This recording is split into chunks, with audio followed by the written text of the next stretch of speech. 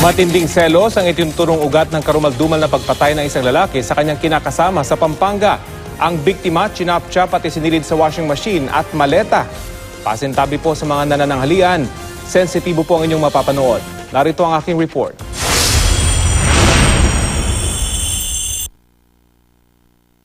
Ang matamis ng ngiting ito ni Lindsay Avellino, hindi na muling masisilayan. Gayon din ang sa kanyang kinakasama na si Eduardo Pasion, 40 taong gulang na. Ang 29 na taong gulang na si Lindsay, natagpo ang patay. Ang labi ng biktima, nakita sa isang washing machine sa loob ng inuupang apartment sa Barangay Amsik, Angeles City, Pampanga. Wala ng ulo, paa at kamay. Yung kapulisan po natin, na nagkaroon ng investigation, pumunta po sa bahay. Then nabulaga po sila yung torso, yung kalahating katawan ng tao na babae,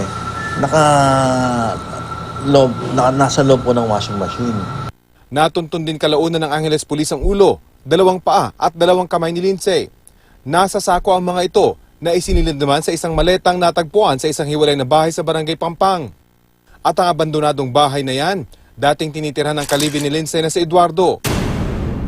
Dito rin nila inabutan ng suspect na nakipagbarilan daw at tinamaan ng bala kaya nasawi. Ano ang nagudyok sa kanyang gawin ng karumaldumal na krimen laban sa babaeng iniibig? Ang theory namin selos Actually po itong lalaki, pinakulong na po niya. Previously po, kinasuhan niya kasi po binubugbog nga po itong babae. So nireklamo niya, nakulong, then siya po mismo nagpalabas. Dahil siguro talagang mahal niya itong lalaki, pinatawad niya, pinalabas niya po. Hinala ng Angeles Police, umagang nangyari ang krimen bago nila nadiskubre ang katawan. Hindi pa nakukuha ng mga pulis ang ginamit na suspect sa pag-chop-chop sa biktima. Base sa investigasyon, inamin ni Eduardo sa kanyang katrabaho ang nagawang krimen. Ang suspect na taga-ukit ng kahoy na ginagawang eroplano at helicopter na pang-export, hiwalay sa kanyang misis at may 4 na anak. Kinuha na ng mga kaanak na taga-Angeles City ang labi ni Eduardo.